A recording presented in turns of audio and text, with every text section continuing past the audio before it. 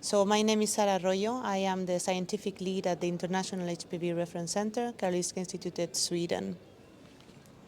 Hi everyone, my name is Timmy Donkoh. I'm from the Center for Research in Applied Biology in Ghana.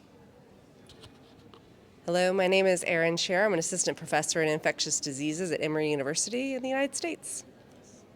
So I think we're supposed to talk about some of the exciting things that we saw today. And I helped chair the basic science session. And I would say one of the highlights from that is that we found that you can purify antibodies from first void urine. And in fact, they are still neutralizing. So I thought that was an exciting development, which will allow us to further assess functionality of antibodies from a very convenient specimen. Nice. I must also say I was chair of a session on implementation science. And for me, implementation science is important because it helps us to understand the best ways that we can get proven interventions to communities that need it most. And especially if you are thinking about eliminating inequities in our plan to eradicate cervical cancer, then implementation science is really a good one. Yes, I have been attending both of the sessions actually. I'm more of a basic researcher, but one of the things that I would highlight from this conference that I saw is the multiomics session, where they were actually, describing the genomics, transcriptomics, etc. from basic research, but they were giving a call for all researchers to participate in a working group. So one of the things that I have really seen and I would like to highlight as a positive thing is that the collaboration that I'm seeing now is not someone just presenting the research, but also making big consortia, big groups, and that for international comparability and reproducibility, I think it's a must to advance.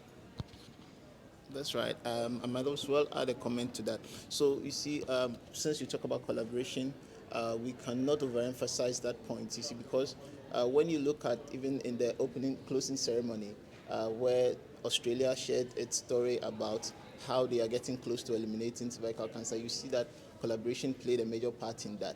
And for me that's exciting because without collaboration, it's not possible for us to achieve the goals that we want to achieve. This whole entire conference, you can see, is one big platform for collaborations, and for me that is the trump card.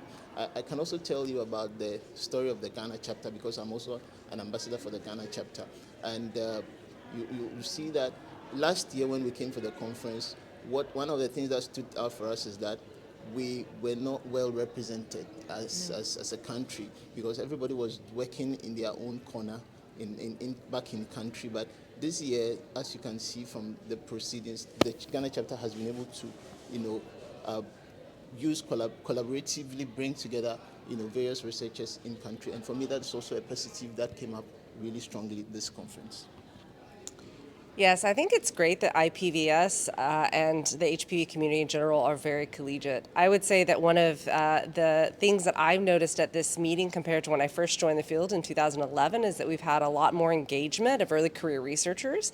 And I have to note my conflict of interest that I'm on the early career researcher planning committee. So I'm going to quickly say that I also co-chaired a session on mentorship, which is really important, I think, for everyone, not just the mentees, but also the mentors. And we had great participation, and we hope to be doing sessions like this. And you guys saw at the awards ceremony, a lot of early career researchers received awards and recognition, which is great because we really need to focus on training the next generation.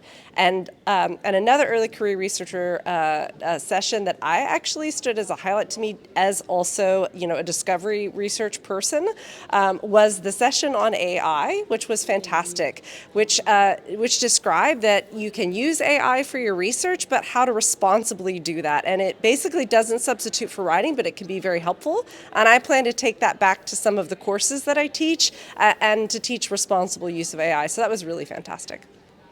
Thank you. I might just weigh in on that mentorship theme, because even in the closing ceremony, if you listen to the story of Ian Fraser, you see that his career has been marked by a lot of successful milestones, but also mentorship played a crucial part in his development, which also tells us that as we transition into maybe from early careerhood into late career stages, we have to deliberately mentor the next generation if we want to move the field of HPV research forward. I don't know your thoughts on that.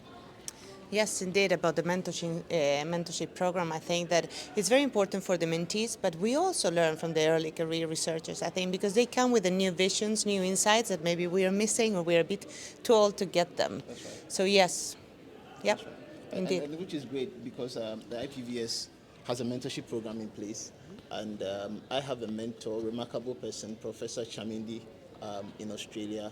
Um, Basically, mentorship can redefine your career, point you in the right direction, and help accelerate your career as well. So I highly encourage all young people to take advantage of the immense mentorship opportunities in the society, and also at the conference.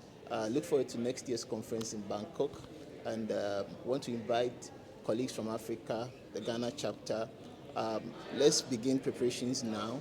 Start thinking about your next poster, your next presentation, oral session. Hopefully the society will support as many people from LMICs to attend as possible, but it promises to be exciting in Thailand.